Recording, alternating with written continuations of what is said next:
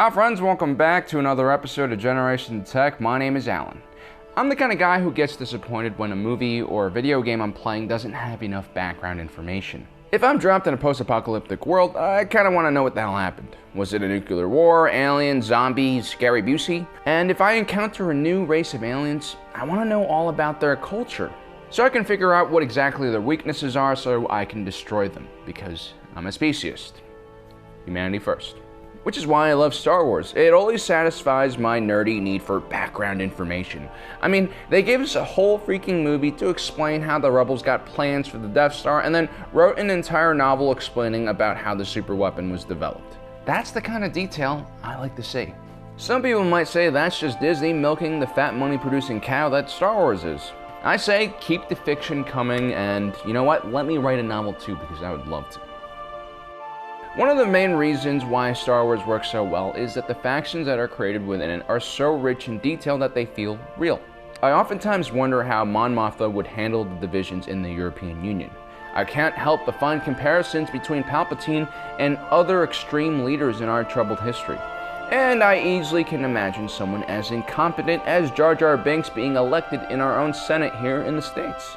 And naturally, being somewhat of a military buff when I was younger, I'm really fascinated by all the military organizations in Star Wars. So today we're going to take an in-depth look at the Galactic Empire's military and try to understand exactly how they operate and how they think.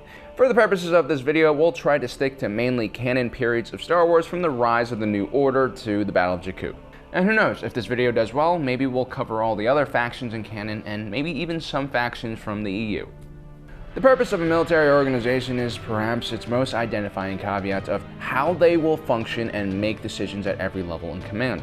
The Japanese Defense Force's purpose is in its title. It's strictly for defense, as a result of their militaristic past, which led them to their own destruction. This is why any appropriation of offensive weapons not meant for killing giant monsters is strictly frowned upon by both their political leaders and the public. The People's Liberation Army of China, on the other hand, was designed strictly to protect the interests of the Communist Party of China, and not necessarily the people. That's why the Chinese military has been used on several occasions to squash down ethnic minority groups like the Tibetans and the Uyghurs, and pro-democracy protesters like at the Tiananmen Square massacre. Instead of liberating the Chinese people from tyranny, the Chinese military is liberating their people from being alive by running them over with tanks. So what is the purpose then of the imperial military? First and foremost is the visible public agenda of preserving peace and stability in the empire. This is why most imperials have joined the fleet. This is also why most imperials aren't all that evil. They just have a kind of a slant towards authoritative governments.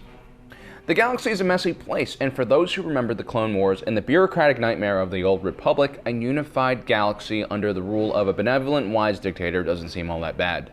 The real problem with the Empire lies within its second and more hidden agenda. The Imperial military is designed to protect and advance the interests of one man, Palpatine. The careful systems and rule of law built into the Empire is constantly being undermined by Palpatine's dark side ambitions. Within the Empire's order and merit-based structure is an underlying ruthlessness which is encouraged in many ways by the Sith Rule of Two, which was all about defeating your enemies and gaining power by any means necessary. It was in this system that cunning and brutal leaders like Tarkin thrived and advanced their own interests instead of the interests of the Empire. But it was also this ruthlessness that made many good Imperials defect to the rebellion.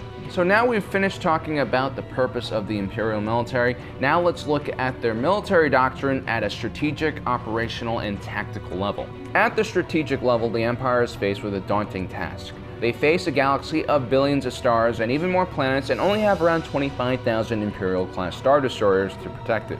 The Empire is structured in rings starting out from the galactic center of Coruscant. Here is where we will see the largest concentration of Imperial ships. Coruscant is the seat of power for the galaxy because it's a location where many hyperspace lanes intersect. This also means it's very easy for the Empire to send quick reaction forces to the far ends of the galaxy. That's basically how the Empire saw the galaxy, as a network of paths instead of a huge colossal field of stars. Because most sane individuals use hyperspace lanes to travel, it was relatively easy to figure out where the high traffic areas and center their forces around those locations. Other concentrations of force were placed around military installations, shipyards, and secret projects like the Death Star. The introduction of interdiction ships allowed the Empire to further control hyperspace choke points, and the use of planetary shields helped limit the amount of approach vectors for strategic planets. At the operational level, the Empire centered their strategy around Imperial Star Destroyers. Because of the immense size of the galaxy, large fleets were rarely ever gathered together. The biggest battles of the Galactic Civil War, like Endor and Jakku, only featured a few dozen capital ships on both sides. We never really saw battles during this era that had hundreds of capital ships on both sides because it would leave key systems undefended. Only a galaxy-wide threat or a huge fleet like, say, the EU Yuzhang Vong or the Starforged fleet of Revan would require such a huge response. The Rebel Alliance was unable to gather so many vessels, which is why the Imperial Star Destroyer is designed to function by itself and is so large and well equipped. While most people understand the Star Destroyer's purpose as a ship of the line, its primary purpose is actually to function as a forward operation base. It's equipped with its own legion of stormtroopers, armor, special forces, and a contingent of TIE fighters. It also has its own repair, medical facilities, and barracks.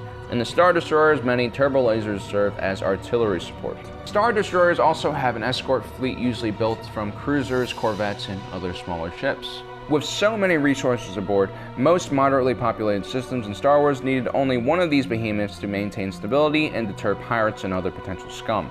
Another reason why the Imperial military was so powerful was its streamlined logistics. This was due to its complete control over hyperspace lanes, its extremely powerful military-industrial complex that was nationalized, and also its universally standardized equipment. Along with their efficient command system, this allowed the Empire to pull off very complicated campaigns which involved the efficient use of both ground, air, and space forces like they did during the Battle of Hoth. It's very easy to underestimate just how complicated it is to coordinate a battle plan like this. Because again, oftentimes the Imperial fleet is stretched thin. Imperial units are highly mobile and mechanized using a variety of vehicular weapons, platforms, and transports. Because they mostly face inexperienced, irregular fighters in asymmetric warfare, they use aggressive tactics which involved fairly simple maneuvers centered around shock troops used to break enemy ranks or encirclement when encountering an unaware enemy position. During more conventional offensive maneuvers, scout recon troops are used to provide intel and screening for the main attack force's flanks and rear. Most Imperial ground troops are heavily armored, and most squads have heavy weapon specialists, making even small units extremely deadly and capable at dealing with a wide range of threats. Stormtroopers were often used as assault forces against enemy positions, while Navy troopers and Army troopers were used to protect the rear and also occupy enemy bases that had been taken over. The Imperial fleet on a tactical level uses supporting ships to screen and protect larger capital ships from the Rebellion's potent snub fighters. TIE fighters are used for defending capital ships and other starfighters, and also are used offensively to exploit gaps in the enemy's defenses. But because of their limited fuel, life support, and lack of a hyperdrive, they generally stay close to their capital ships. Interdictors were used later on to keep smaller rebel fleets from escaping into hyperspace.